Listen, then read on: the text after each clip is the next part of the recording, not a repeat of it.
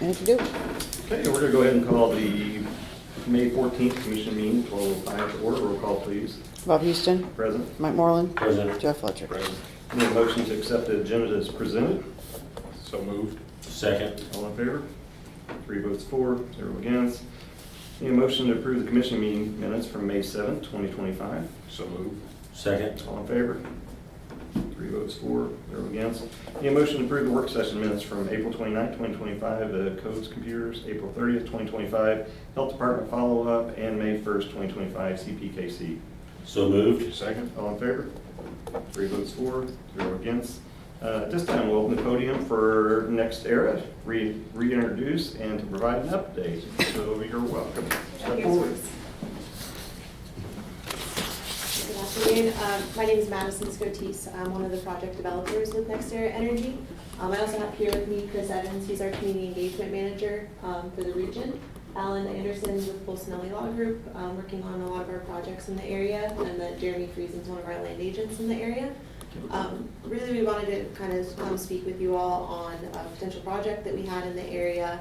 It's currently in the earlier stages of development. I believe that there was one of my colleagues had spoken with you all probably a little over a year or so at this point on the project while it was still in very early stages.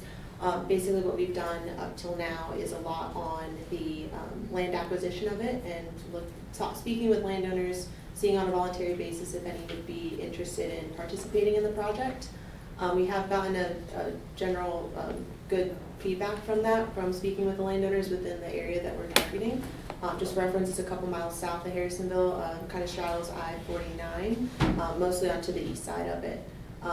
So yeah, we wanted to introduce a little bit more, kind of reintroduce NextEra Energy. So we've got projects in the state. I work specifically on projects, wind and solar projects in Kansas, and then on the western side of Missouri as well.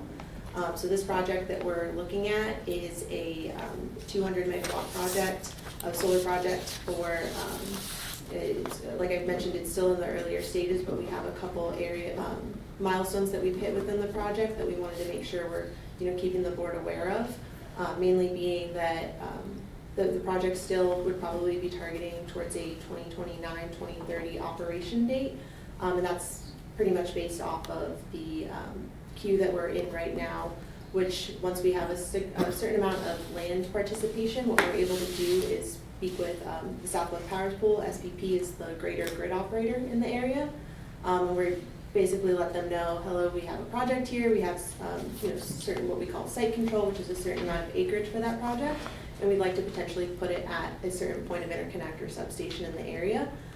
That process in general can take around 5 or so years, and we were able to do that back in towards the end of 2023.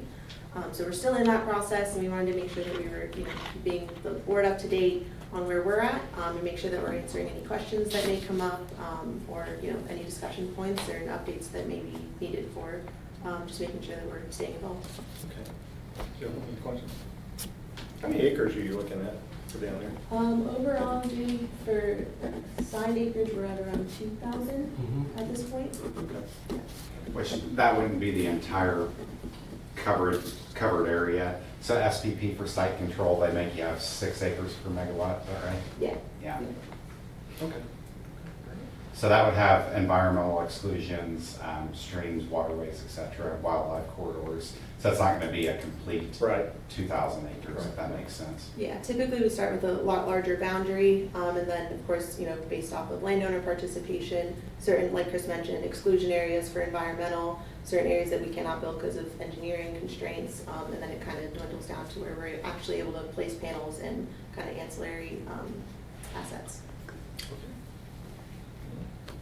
Thank you very much. Appreciate that.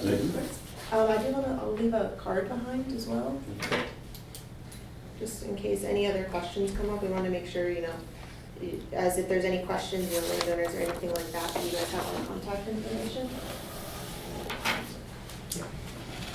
Thank you very much. Thank you guys. If we can help, I'm sure you'll be in touch with Valerie, our codes director down there. So. Awesome, perfect. Here, I'll leave the card too, just in case.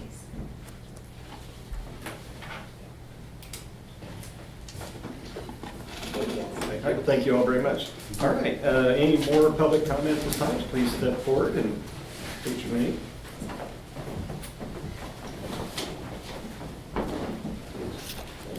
Seeing them, we're going to close the public comment portion of Commissioner Communications. Quiet this week. Pretty nice weather out there. Okay, any motion to adjourn? So moved. Second. All in favor? 3-4.